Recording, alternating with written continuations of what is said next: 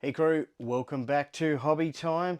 Today we are going to continue our T60 build series and we're going to build the standard laser rifle for the Brotherhood of Steel. Now, let's get to it. So this was printed in approximately 10 pieces. Overall it took about, I would say 30 hours of print time roughly, give or take. And it was printed on my new Anycubic Cobra 2 Max printer.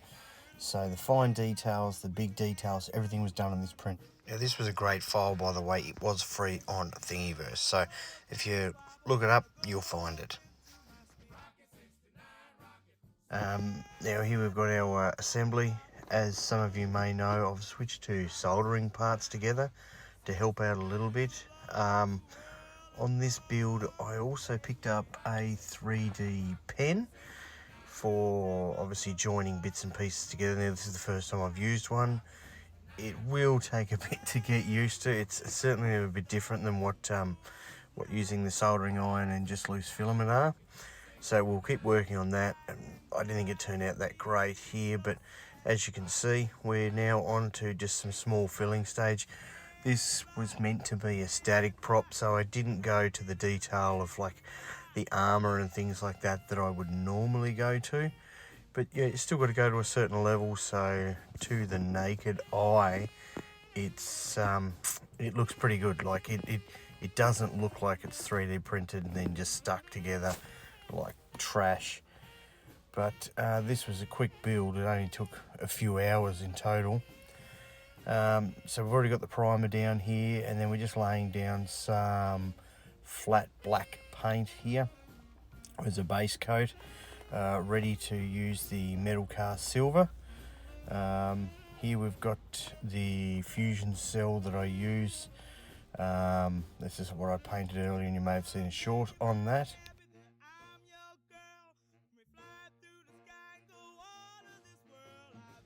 Right, now we're on to my favourite part. First up, we're going to layer of green down, so get some yellow frog tape. I'm a big fan of the yellow and green frog tape or painting tape. Lay this down. What I like to do is I put 2 layers down to prevent a little bit of running. You will get a little bit, but for a prop like this, it also adds to a bit of the effect. As you can see here, just some dark green paint for the rifle.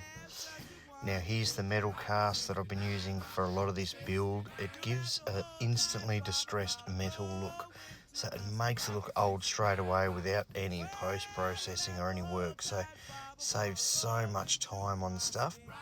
And on this build so far, this is definitely my favourite part.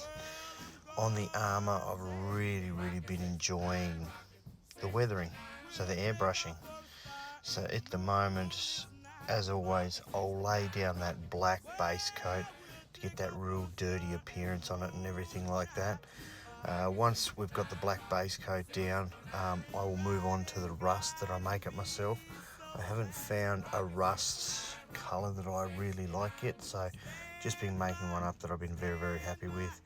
And as you can see from the result, it's so easy to transform this prop into something else just by giving it a quick weathering job.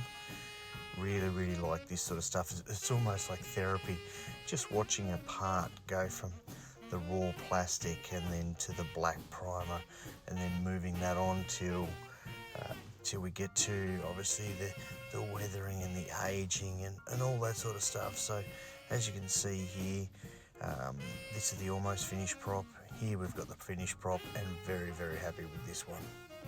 Ad Victorian Brothers, that was the laser rifle for the Fallout build. All the printing's done on this, so you'll see a few more videos pump through very quickly. We've got the legs, we've got the back, got the shoulders, forearms, hands, so stay tuned for that. If you want to see any other weapons from Fallout, laser pistol, there may be a Gatling laser, just let me know. But other than that, thanks for watching. Don't forget the usual stuff, like, subscribe, comment, so I know you're enjoying these, and we'll catch you on the next one. Thanks, guys.